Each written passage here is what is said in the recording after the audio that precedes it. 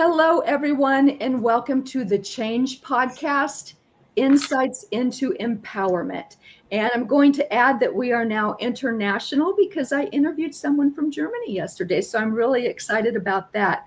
But I can't wait to meet our guest today and have you hear her story. She grew up in a non-traditional environment.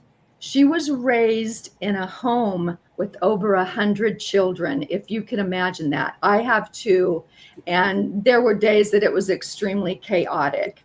She suffered years of abuse, trauma, and instability, but that experience shaped her into who she is today. Who is she? She is a speaker, she is an author, and she is a mentor, helping others to overcome adversity and create lives rooted in personal integrity. And Debbie Greer Chamberlain, when I said the word integrity, I got goosebumps just now. Why is that? What does that mean to you? Gosh, it's everything. In fact, right? And it's in every part of our lives. Like being a businesswoman, people used to say all the time, "Well, they're not the same in their personal as they are in their business," and that's so true. You cannot separate the two. But integrity, I think, starts within you. It's about the lies you tell yourself or the honesty that you face, because that really determines your path that you're going to go on. Like, all of us are scared to really show the world who we are or talk about to the world who we really are, and we try and hide that. And you can hide it all you want from the world. Lots of people do it.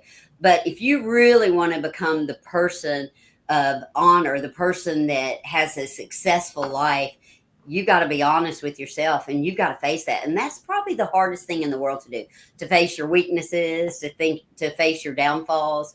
But it's also recognizing your strengths, which isn't, just as important as recognizing your weaknesses. And so you got to be strong enough to be honest with yourself and not afraid. And then that's where you start building that foundation for the integrity, the honor, the character of your life. And, character is judged by your actions, plain and simple. Like, I don't watch or listen to people's words, where I do listen to them, but I can assure you I'm always interested in their actions. That's always a red flag for me if their actions do not match their words. I love that. I love that. It tells you honestly who people are, right? Absolutely. And, so, I just think integrity is everything, because I'm going to be 68 in a month and a half. And what do you got left? What do you have left if you don't have the integrity? Like, I am proud to say I've been a businesswoman for years, and I'm well respected and admired. And that wasn't by just whatever. It was so intentional. Yeah. It was so intentional. And I've been in sales and public relations, marketing my whole life. And people know if you keep your word or not. And I'm in a small town in Tennessee, in Brentwood and Franklin, and that stuff gets around really quick. Oh, I bet. Who people really are when they and being in my industry for about 30 years, it has served me so well. So now when I knock on the door, people have heard of me. Wow. Yeah, and it makes, and I don't mean that in the way of, I mean that in the way that people know I'm somebody they can trust. They know that I'm someone who keeps my word. Wow. They know that I'm someone who puts people before the financial. And that's another thing. I like pretty things. I always have, but I've worked very hard for them. But I think anytime you put money above people, you can do that and you can get by with it. But in the end, someday you have to look at yourself, and that's always hard. But you didn't have an easy start, did you? No, absolutely not. And I love that you're so open to discuss that. Can you tell us how that started with you living in a home with 100 other children? I know, isn't that just the most amazing thing? And I learned to appreciate it as I got older. I can assure you, when I was younger, that it was head down, moving forward, don't think about it. But sometimes even that catches up with you, and you have to face that trauma and stuff. But at 6 years old, our mother and father divorced. Our father was well out of the home, and there were 7 of us altogether, born in 8 years. Oh Our my mother God. was 17 years old when she first became pregnant with my older sister. I'm the third child. We have one brother who passed away very young. But there were 7 kids in an 8-year span. My brother and I are 10 and my brother passed last year, but we were barely 11 months apart. My sister and him were barely 11 months apart. Kenneth Wayne, who passed, there was maybe right at a year. My younger brother. Anyway, the biggest span is 13 months to the day for my 2 younger sisters. So, how well do you think all this is going to turn out? I can't even, I have 8 years between my girls, and Oh, wow. yeah, and there were still times that, but I mean, that's like one a year. It was less than one a year, Yeah. in fact. And, so I give her a lot of grace because she was Sure. uneducated. She was very lonely. She was very needy. And I think I came out of the womb tough as nails. I really do. It's kind of fascinating to explore all this and to look back, because when you're a person trying to succeed, when you have no safety net, then you look at things differently. But anyway, so my father and stepmother came into the picture. Our mother just up and left us. Oh, She basically she left us alone a lot. So social services came to the house and they were basically going to take us away. And she was all right with that. So my grandparents, who are my father's parents, came and got my father and said, "You go get those kids right now." And so he did. We went to live with him and a stepmother who was 22 years old, who all of a sudden had, 6 kids at the time because my younger brother had passed, who beat us every day. She let us know for 4.5 years how much she hated the fact that we were a part of his life. And it was merciless. It really was.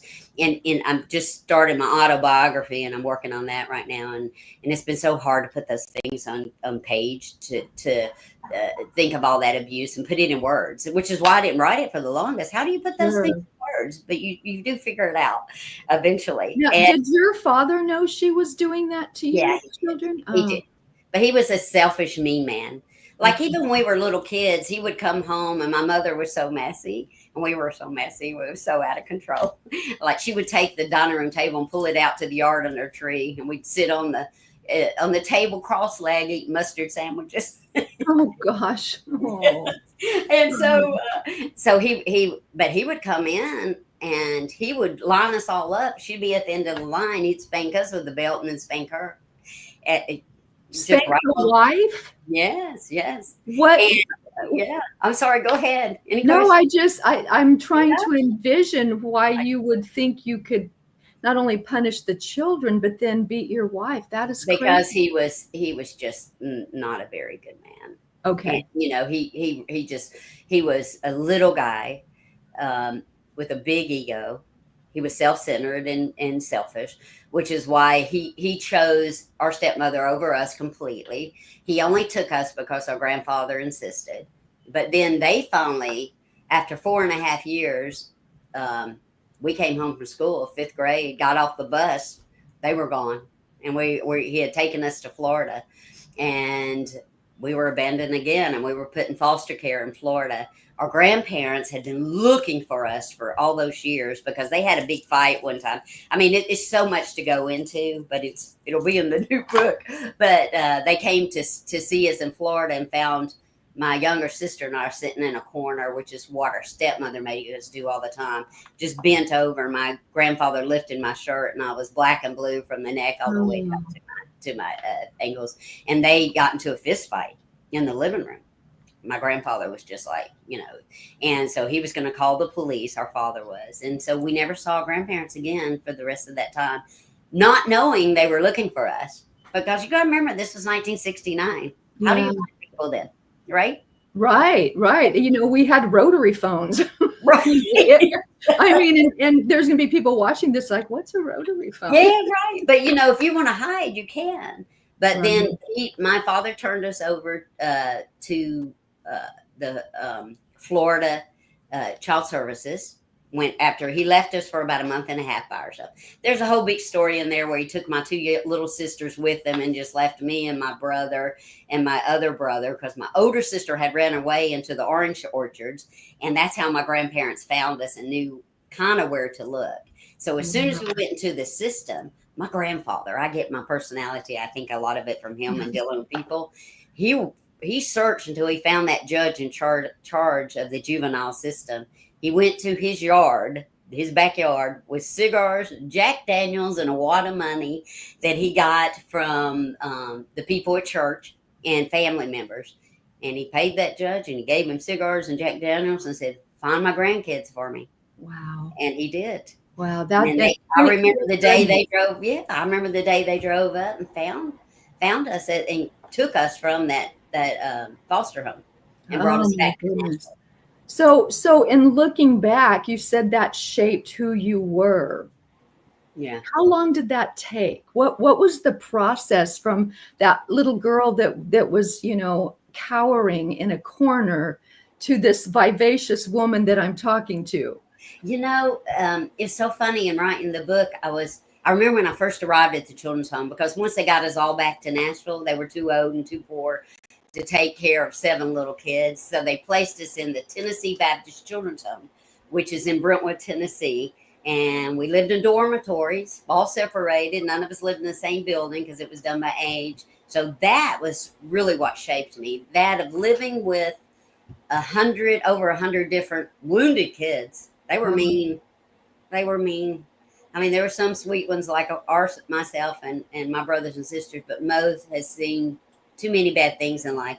And children, they're fight or flight. Mm-hmm. I was flight.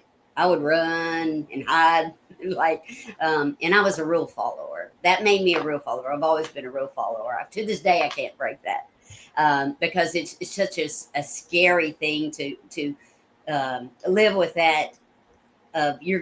Somebody's gonna leave you again, so you better follow the rules. That trauma is so embedded, isn't it? But what I found when somebody asked me that same question, a preacher, probably about 16 years ago, and I said, "I'm not sure. I think it was all fear based." And he said, "You need to look into that because that's your story, and that's your story. God intends you to share." And I thought, well, why me? Nobody wants to hear what I got to say. I'm a businesswoman, man, and I do good at that, and I can't imagine. But I started putting pen to paper, and that's when I created Stepping Stones, Creating Personal Integrity, the workshop. I did it before I ever did the book. Wow. And I found out that it was forgiveness and acceptance. You got to forgive these people. You just do, or the bitterness and the anger. Oh, and it'll eat you it's alive. going to eat you alive. Yeah. And I don't hang on to that. It's, I truly believe when God says he will take care of that he will take care of it better than I ever could. And I am not going to waste my time or energy. I could be and have been in a room when I was a younger adult in my 30s with my father and stepmother, and I'd completely forgiven them. I've never seen my mother since the day she left, so I couldn't give her that gift of letting her know. And by the time we found her, and that's a story all its itself, her whole family lived here in Nashville, but acted like we didn't exist the whole time until probably about 6 or 7 years ago. Wow. And then she passed, and they said, now y'all can get to know us, because they hid it from their whole complete family and a man she remarried. But, so that's a whole, I mean, there's so many layers to this. It's just I can't even imagine. And then to be big enough to practice forgiveness, because I that's how I overcame a lot of my trauma, was with forgiveness. I didn't want to carry those big boulders anymore. And I released them. But so many people, thinks that they think that forgiveness is letting someone off the hook. Yeah, And and it's not that at all. And I If, tell yeah, people forgiveness is rather selfish. It's just for you. it really is. And if they can think of it in the form of, if you're a Christian or a spiritual based person, if you can understand that God will handle that for you, and if you're not, I promise you, the universe and and karma will handle it. You Oh, might not get to see it, but it will handle it. and you know And it, and it could be just internal with them, and we will right, never know it. But you're right. absolutely right in that assessment. Yeah, So yeah. I agree But with not only that, why do you want to carry that? I always say I'm a little vain anyway, so I'm like, why would I want to look ugly? Because all that hatefulness and bitterness oozing out of people is ugly. it is. And It is. I have a picture of me 8 years apart, Mm, and the first picture is anger, animosity, hate infused, and the second one was when I forgave and released. release. And I look younger in Right. that picture. And Yeah. so it will change your looks, your It demeanor. will. It will change everything for the better. Anytime I run across very angry people, very hateful people, I always know there's a story there. I always know it. And I've been fortunate enough, I've got this personality that people really do. I don't know. My best girlfriend always says, I can say anything to anybody and they'll listen. And she goes, I don't know, that's a talent you have. She goes, there's something that oozes out of you that they really do know that you're compassionate and that you'll give them more of a fair shake than most people ever will. And I do, because I understand life's so hard.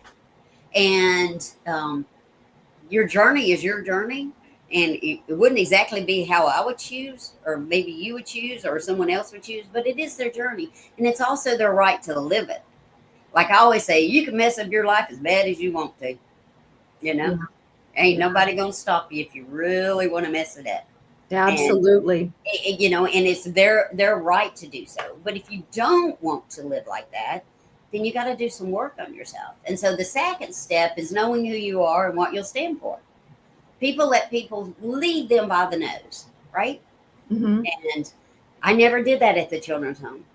I Wow. was a loner. I kind of stayed there. I kind of stayed off to myself. I've always been accepted in all the groups as far as my foot kind of in it, to where people were kind and accepting of me, but I never fully, and I just never fully immersed myself into that until I became much older and learned about friendships. And I had a good friend say, "You're a terrible friend," and I said, "What do you mean?" She goes, "But she was right. It made me start thinking." She goes, "You are so giving and kind and such a good friend to us, but you will never allow us to be a good friend to you." And Ooh. yeah, Ooh, that's a wake-up call, isn't it? that was in my late 30s and early 40s.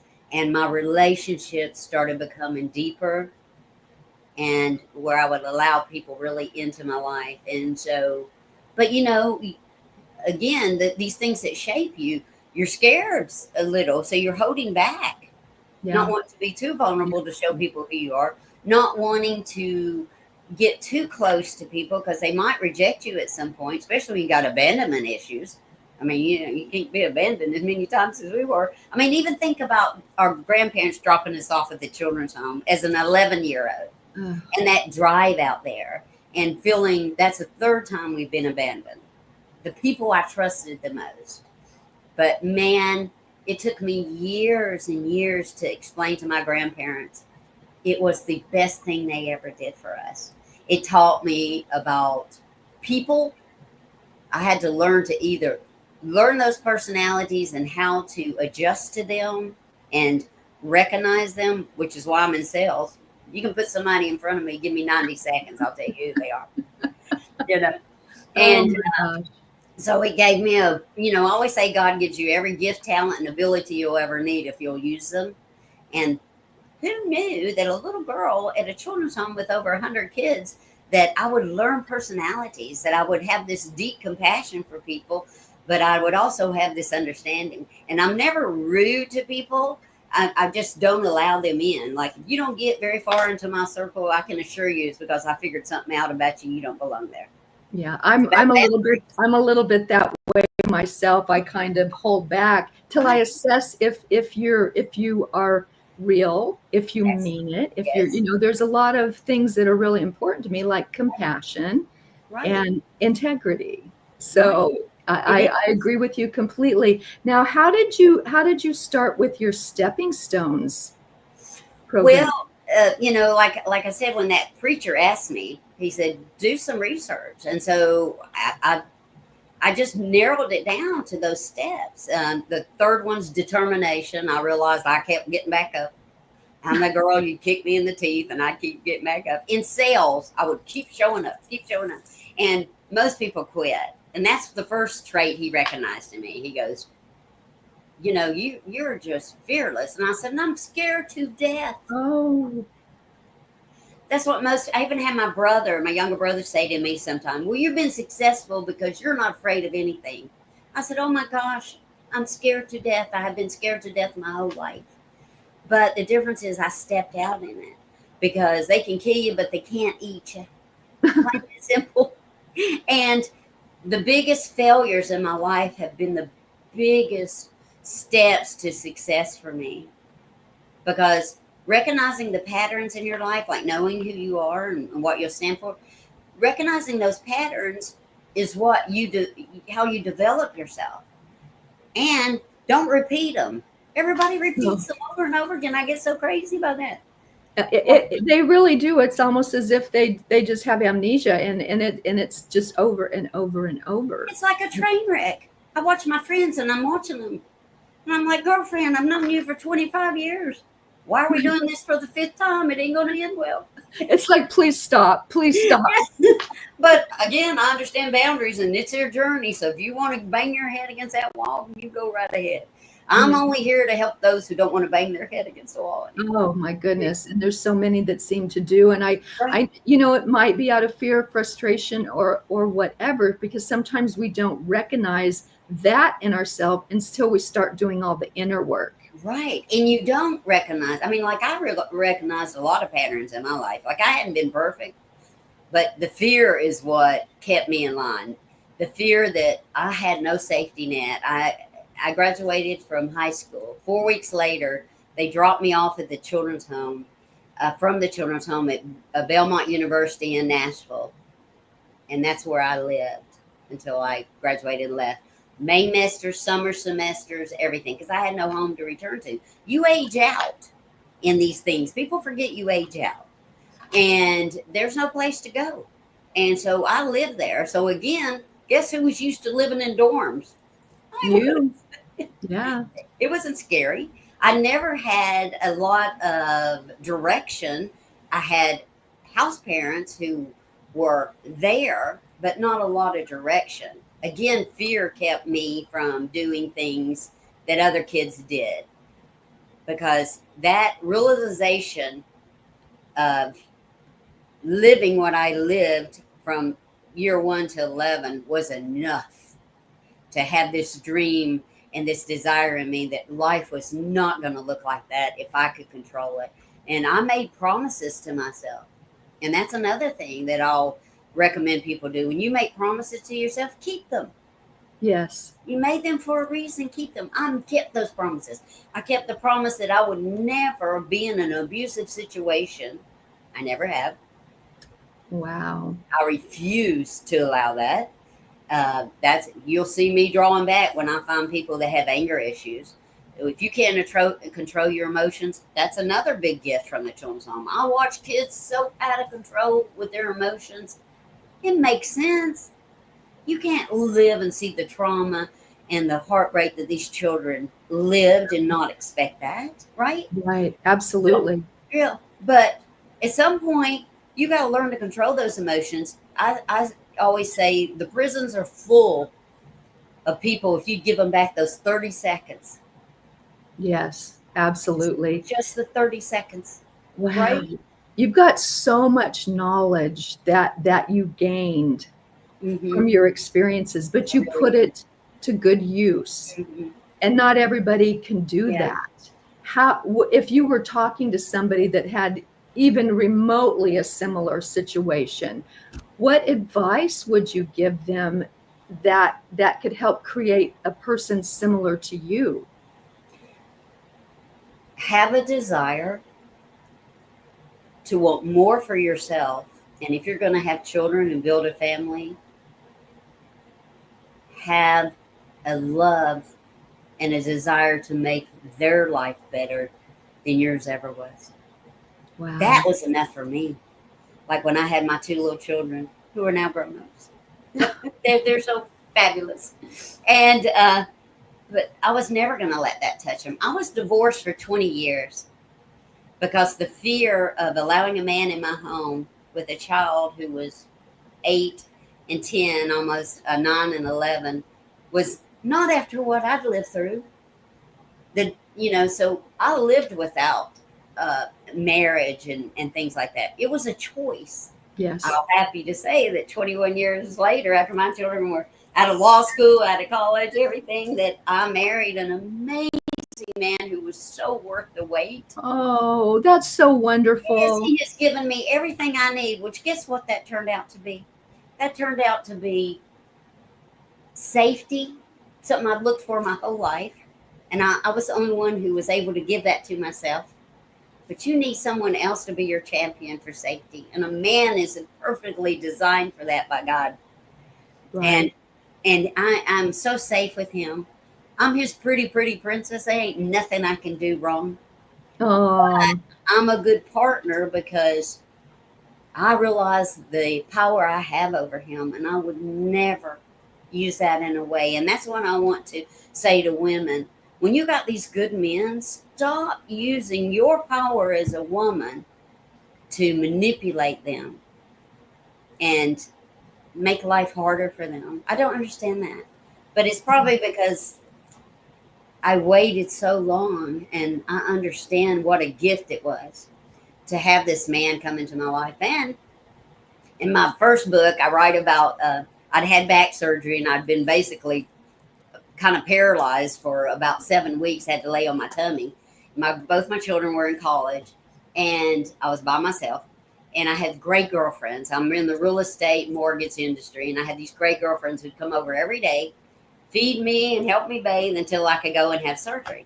But a week after surgery, my surgeon was amazing. And I always had my devotion, and I sit out on my screened-in porch, and I said, God, I think I'm ready for a man in my life, but I need you to bring him to me. I don't care what he looks like, what he has, what he doesn't have, what he does for a living, how tall he is, how whatever. And I just want you to bring who you have chosen for me.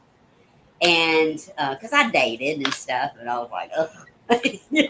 I had an image in my head of what I wanted, but I said I need his name to be Michael, so I know you said him. Yeah, that's me. I'm that girl. And I had learned. I know, isn't that great? I had learned about Michael, the warrior angel at the children's home. It was a scary place. I would pray, God, put your angel Michael in charge of me. So it always been my favorite male name. 2 weeks later, I'm out with a bunch of girlfriends at a Mexican restaurant. He's there with his family. We're watching a country band at a Mexican restaurant in Tennessee. That only happens there, right? Oh my gosh. Yeah, he asked me to dance, and he goes, "You sure a pretty girl?" And I'm like, "Oh, great." And he goes, "What's your name?" And I said, "Well, Debbie." And he goes, "Well, I'm Michael." And I went, "Oh, but here's us. Here's what we do as women." Oh, dear God. I was like, this is what you sent? Don't you think I'm a little cosmopolitan for this man? Because that's what we do. Yes. But what I also knew, you don't ask God and then spit in his face. You do not do that. So I was obedient. I went out with this man 7 times before I allowed him to even come to my house, pick me up. And finally I was just honest.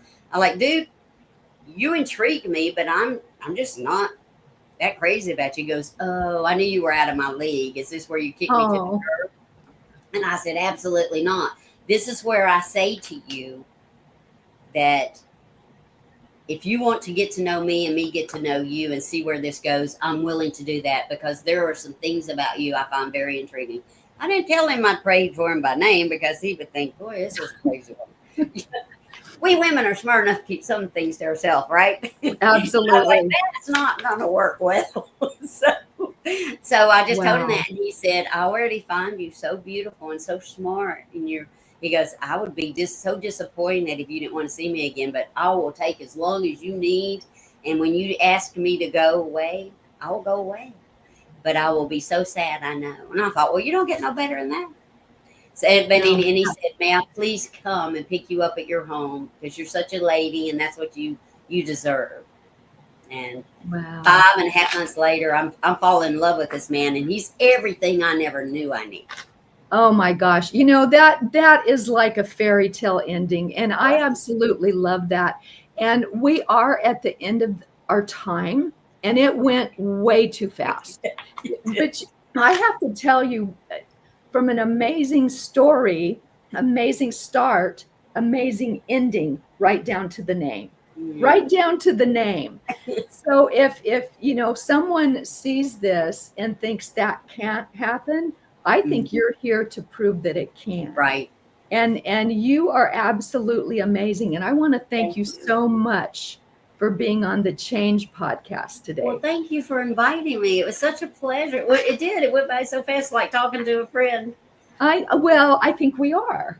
Yeah, I think we are too. I'm pretty sure that I just fell in love with you. You're great. Oh, thank you. You know, So but what I want to tell our audience is if you have seen this interview, I know you're going to want to get a hold of Debbie. So I have put 2 links in her description where you can find her. And, you know, I'm going to go right after this and follow her on Instagram for sure. So, Debbie, I want to thank you for being our guest today. You are absolutely amazing. And to our audience, please, please reach out to this wonderful lady. Thanks, everyone, for popping in. And I'm Nicole Harvick. I will see you next week. Thank you.